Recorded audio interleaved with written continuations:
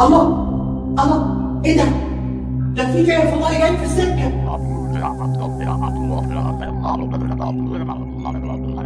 حبيبي تعالى، ده انا مستنيك، ده انا واقف في البرد وعلى السطوح اهو بقالي كتير مستنيك. تعالى. الحلو منين؟ من بلوتو ولا من عطارد؟ تعالى يا حبيبي، ده انا بقالي سنين عايز اشوفك واحضنك واتكلم معاك، عايزك تاخدني عند امه. انا زهقت بقى من هنا، زهقت. تعالى تعالى تعالى بالحضن يا حبيبي، تعالى بالحضن. مالك؟ بتخاف مني؟ ايه ده؟ ايه ده؟ لا لا لا لا.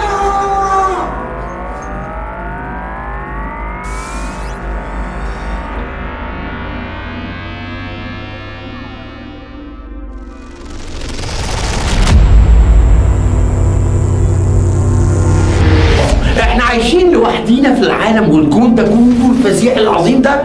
ده سؤال بيشغلني من وانا طفل صغير، واكيد انت كمان بتفكر معايا في الفكره دي. هل معقوله الكون العظيم ده كله، المجرات، واللي احنا يا دوبك مجره عندنا الشمس والكواكب، كل ده طبعا نظريه قابله للنقاش. هل احنا فعلا الكينونه الوحيده اللي عايشه في الكون ده؟ هل البشر هم الكيان الوحيد العاقل القائم في الكون العظيم ده كله؟ سألت نفسك السؤال ده قبل كده؟ أنا سألته لنفسي كتير الحقيقة. في خيال علمي في الموضوع ما تعدش، أفلام بقى وآراء وحاجات كتيرة قوي، وكمان في أبحاث علمية قوية جدا بأسانيد. تعالوا النهارده بقى نشوف الحدوته دي. ايه هو موضوع الكائنات الفضائيه؟ كلنا عارفين قصه قايين وهابيل او قابيل وهابيل في كل كتاب مختلفه. انتوا عارفين لما قابيل او قايين قتل هابيل، في كل الكتب السماويه بيقال ان هو راح اتجوز من ابناء الله. في التكوين في الكتاب المقدس بيقول ان هو في العهد القديم راح اتجوز من ابناء الله. محدش عارف مين هم ابناء الله. في بعض الابحاث وبعض العلماء قالوا هم النازلون من السماء. وفي دي بدايه اول كلام عن الكائنات الفضائيه.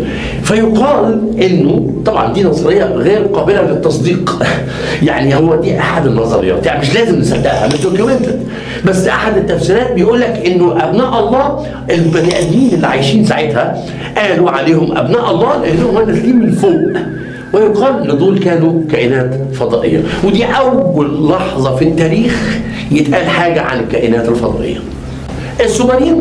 السومريين دول سنة 5000 قبل الميلاد، زمان قوي. ركز بقى معايا. السومريين دول قالوا ان في ناس جولهم من السماء. طبعا في كتبهم سموهم الانوناكي 5000 قبل الميلاد. كاتبين في كتبهم ان هم اللي علموهم الزراعه والري وازاي، وفعلا كان السومريين عندهم حضاره فظيعه. اول ناس كتبوا على الحجاره هم السومريين سنه 5000 قبل الميلاد. حضاره عظيمه حضاره السومريين، وهم اللي قالوا ان في ناس جولنا من السماء. عشان كده العلماء قارنوا الكلام دوت بان هم كانوا قد يكونوا كائنات فضائيه. انا بدي معاك الحوار من اوله بقى، من اول القصه عشان تركز معايا وتفهم الحدوته كلها. بعد السومريين بقى يجي الفراعنه، اجدادنا احنا بقى. احنا المصريين لينا دور كبير قوي في الحته دي. طبعا قد يعترض البعض على اللي هقوله وقد يوافقني البعض.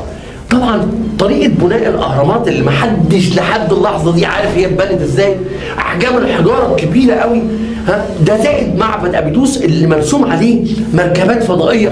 يعني كلام رايح ناحيه الكائنات الفضائيه في موضوع بناء الاهرام، او رايح ناحيه ان في جهه ما اقوى من قوه البشر ساعدت الفراعنه القدام في ان هم يبنوا الاهرامات. دي نظريه من ضمن النظريات. طبعا النظريات عديده بتتكلم على بناء الاهرامات، ولكن ما حدش يقدر يجزم اتبنت ازاي. لكن هناك بعض الاقاويل انه الكائنات الفضائيه ساعدت الفراعنه في ان هم يبنوا الاهرامات. ليه وازاي وسر الاهرامات ده اللي محدش عارفه، زي ما محدش عارف سر الكائنات الفضائيه لحد دلوقتي. ولكن دي المرحله الثانيه اللي اتقال فيها كائنات فضائيه بعد، او الثالثه بعد القصص اللي قلناها كلها. سنه 500 في دوله بيرو زمان، 500 قبل الميلاد، في حدث معين اسمه خطوط نازاكا في بيرو. ايه بقى خطوط نازاكا دي؟ كانت رسومات في الصحراء لاشكال حيوانات، بس متصوره، ما ينفعش تصور من الارض، متصوره من الجو. 500 قبل الميلاد، جو، ايه الكلام ده؟ فالعلماء برضه قارنوا الحدث ده مش محتاج بقى تأويل، ان في جهة ما 500 قبل الميلاد كان عندها طيارة بتصور من الجو. فكر انت بقى، الحكاية دي ملخونة عقل العلماء. ازاي جات لهم القدرة الناس اللي عايشين في الوقت ده 500 قبل الميلاد يصوروا؟ عارفين لما بتشوفوا احتفال والدرونز دلوقتي بتصور من فوق وتشوف البشر بيعملوا حركات مثلا تعمل شكل معين، تخيل انت بقى 500 قبل الميلاد ومتصوره الصحراء من فوق واشكال حيوانات باينه تحت. في حاجه غريبه. بصوا بقى اللي هقوله دلوقتي شائك، تختلف معايا او تتفق، انا كمان مش متفق يعني. انا هقول نظريه جديده قد يختلف معايا الكثيرون وقد يتفق معايا القليلون، ولكنها مرتبطه بالكائنات الفضائيه. بلاش بقى لغه عربيه، نتكلم بالبلدي. في التكوين، في سفر حزقيال، تكوين اللي هو العهد القديم اللي هو التوراه عند اليهود، كان حزقيال بيوصف حاجه غريبه قوي. في الاصحاح الاول بيوصف حاجه غريبه، انا هقراها لكم وانتوا بقى شغلوا الايماجينيشن، الخيال بتاعكم. الكلام ده سنه 1593 قبل الميلاد. بيقول ايه؟ رياح عاصفه قادمه من الشمال مع سحابه عظيمه ونار متوهجه ووسطها شبه معدن لامع، 4 كائنات حيه لكل منها 4 وجوه، انسان، اسد، ثور، ونسر، واجنحه متعدده، عجلات متشابكه تدور في كل الاتجاهات. يوصفها بانها كانت كالنحاس اللامع وتتحرك دون ان تدور، روح داخل العجلات.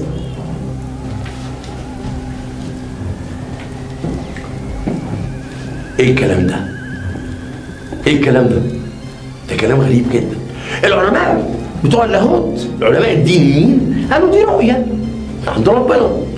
علماء الفضاء قال لك لا، الكلام ده بالبلد كده مركبه فضائيه. في التاريخ ده في ال 500 قبل الميلاد كان في كلام كتير قوي على موضوع الكائنات الفضائيه وظهورها ووجودها حوالينا او في الارض. كان في كائنات فضائيه، دي دلائل، احنا ماشيين خطوه خطوه لحد ما نوصل للاحداث الاخيره. ده نهيك كمان في التوراه انه بيقول لك اخنوخ لم يوجد. برضه العلماء بيشغلوا دماغهم، اخنوخ في التوراه اختفى، والتوراه بتقول لم يوجد لان الله اخذه. مين اخذه وراح فين؟ خلينا نتكلم بمنطق ان احنا بنفكر. طيب كمان ايليا في التوراه ركب مركبه ناريه. برضه العلماء راحوا برضه مخهم للحته بتاعت الكائنات، علشان ايليا ركب المركبه واختفى برضه وطار، بس ده قدام الناس يعني شافوه وهو بيطير. كل دي علامات ودلائل في العهود القديمه. يعني كان بالبلد كده كل خطوه تاريخيه في حياتنا فيها تاتش للكائنات الفضائيه. في القرن ال 15 في لوحه مرسومه العذراء ويوحنا، تلميذ يوحنا، كان مرسوم فيها جنب صورة العذراء والقديس يوحنا صورة لقرص طاير في السماء. لحد النهارده محدش عارف هل دي كانت علامة دينية ولا كانت رمز لطبق طاير. ده كان أول ظهور لفكرة إن في أطباق طائرة في الصورة دي في القرن ال 15. دخلنا بقى على العصر الحديث بقى، هنتفرج على الأحداث المتواترة الكبيرة اللي حصلت في العصر الحديث. أولها الرسم المسيحي الكنسي اللي كان فيه العذراء ويوحنا وجنبهم طبق طاير. ليه؟ ايه ده؟ ايه اللي فوق ده؟ ده اللي قالوا اهل نورنبرج سنه 1561 بصوا فوق كده ولقوا اطباق طايره بتحارب بعض. والحدث ده نزل في الجرايد، يعني مش حاجه مستخبيه، ممكن تدوروا عليها. نورنبرج 1561 حرب اطباق الطائره، الاعلان بتاعها كان كده. والعلماء برضو ما كانوش مصدقين، مع ان ناس كتيره شافت ونزل في الجرايد، وفي الاخر قالوا لا دي كانت شغل، عشان الموضوع ما كانش حد قادر يرد عليه. كان في حرب بين اطباق طايره وبعض. ايه ده؟ يعني مش بس الكائنات الفضائيه كانت بتيجي، لا ده كان في اختلاف بينهم او قوات مختلفه بتحاول تحارب بعض. وده اللي شافوه في نورنبرج 1561. سنه 1566 الناس لقت في السماء حاجات سوداء ماشيه في السماء ونزلت في الجرايد. كل اهالي بازل في سويسرا شافوا الكلام دوت سنه 1566 ونزلت في الجرايد، بس برضه العلماء ما كانش عندهم دليل يقول ان دي كائنات فضائيه، وبالتالي برضه الحدث تم تسويفه واختفى، لكنه حصل وموثق في الجرايد. سنه 1947 في ولايه نيو مكسيكو حصلت حاجه غريبه قوي. جسم كبير من السماء نزل واتحطم في الولايه دي، في الحته دي عند حته اسمها روزويل سنه 1947. طبعا نزلت اقاويل كتيره انه ده كان حاجه من الفضاء، ولكن فجاه الحكومه قالت لا لا لا لا ده بالون. طب البالون العادي ده اتحطم نتيجه حاجه، مع انه ما كانش فيه بالونات في المنطقه في الفتره ديت، وعشان يكتموا على الامر قالوا كده. وطبعا ناس كتير بتقول انها كان مركبه فضائيه اتحطمت في المكان ده سنه 1947 وتم التكتم على الامر تماما. في جهه ما في العالم مش عايزه المواضيع دي تتفتح. من 2004 ل 2020 طيارين البحريه الامريكيه شافوا اجسام طائره غريبه كتير جدا ماشيه بسرعه ما ينفعش البشر يستحملوها. في فيديوهات كتير قوي بتتكلم عن القصص دي، والحقيقه البنتاجون اخفى هذه الامور او فضل مخبيها لحد 2020. اعلن عن بعض الفيديوهات ونزلت تماما للناس بقوا يشوفوها، وسموا اختصار UFOS ده اختصار للاجسام الطائره الغريبه المجهوله، UFOS. وبقت الكلمه دي دارجه جدا، معنى كده ان احنا قربنا قوي قوي من ان احنا نلمس او نقابل حاجه من الحاجات دي. اتمنى كلامي يطلع صح او غلط، انها فكره. فكر معايا، خليك شغال معايا، اوعى تكون تهت. موضوع كبير، ركز معايا بقى. الموضوع بقى دخل في سر خطير امتى بقى؟ لما واحد من بوب لازار سنه 1989 قال لك ان في منطقه الحكومه الامريكيه مخبياها في ولايه نيفادا اسمها المنطقه 51 اريا. وبوب لازار دوت في مقابله تلفزيونيه سنه 1989، شوف من امتى قال الكلام دوت، وطبعا طرمخوا على الكلام ومحدش ابتدى يسمعه. اعترفت الحكومه الامريكيه 2013 بكل الكلام دوت. بوب لازار قال لك ان المنطقه دي انا شفت بعينيا فيها كائنات فضائيه، وشفت وثائق بتقول ان في كائنات فضائيه في المنطقه دي. موضوع خطير قوي، بس اوعى تتوه مني، خليك تركز. اوكي؟ 2013 اعترفت الحكومه الامريكيه بوجود المنطقه، لكن ما سمحتش لحد يدخلها ولا يعرف فيها ايه ولا اعترفت باي حاجه جواها. تخيلوا ان في 2024 في ولايه نيوجيرسي، لسه السنه اللي فاتت في ولايه نيوجيرسي شافوا اطباق طايره واجسام طايره بحجم عربيه شروكي 4x4 الكبيره. وطايره فين بقى؟ فوق كل انحاء الولايه، في 12 مقاطعه من مقاطعات الولايه. ده مش بس كده، دول لقوهم طايرين فوق مراكز عسكريه ممنوع الاقتراب منها، والحكومه الامريكيه ما اتحركتش خالص. ما فيش صاروخ انضرب عليه، ما حاولوش يسقطوه. ولما سالوا ترامب، كان ساعتها لسه المرشح الفائز في المنتخبات، لسه ما مسكش الحكم، سالوه قالوا انا ما اعرفش، اسالوا الحكومه، انا اتقال لي ما تتكلمش. طبعا كلام خطير جدا. الحكايه دي لسه حاصله، ما فيش، ما عداش عليها 3 شهور حصل كده. وبعد كده ظهرت الاجسام الطايره دي في اماكن كتيره قوي، لدرجه ان طيارين البحريه الامريكيه كانوا بيشوفوهم قدامهم وهم طايرين بيطلعوا اضاءات، فبيضطر يرجع تاني وياخد مسار اخر علشان خايفين يقربوا منه. سالوهم في الكونجرس، عملوا تحقيق مع وزير الدفاع، قالوا له احنا بندفع ضرائب المواطن الامريكي جامده جدا على الدفاع، ما بتعملوش حاجه ليه؟ قالوا لهم ما تخافوش، دي حاجه مش خطر عليكم. واضح انه كان في معلومه عندهم مش راضيين يقولوها. ولا ترامب اتكلم ولا بايدن اتكلم، والموضوع مشي كده برضه تحت الكتمان. واتسال ترامب في مقابله خاصه قال لهم انا اتقال لي من الكائنات الفضائيه ما تتكلمش. طبعا مش دوكيمنت الكلام ده، بس سمعنا عنه. موضوع خطير، كائنات فضائيه قريبه مننا، قربت اكتر. هل هنقابلهم؟ هل في احتمال يا صديقي ان انت تصحى الصبح كده تفتح الشباك تلاقي واحد مقابلك كده بيقول لك انا كائن فضائي؟ طبعا وارد. كائنات فضائيه قريبه منا اكتر من اي وقت فات. كائنات فضائيه متوقع ان احنا نقابلهم في وقت قريب. قد ايه ما اعرفش. لو عجبتك الحلقه دي كائنات فضائيه من فضلك اعمل لايك وشير وسبسكرايب للقناه وابعتها لكل اصحابك.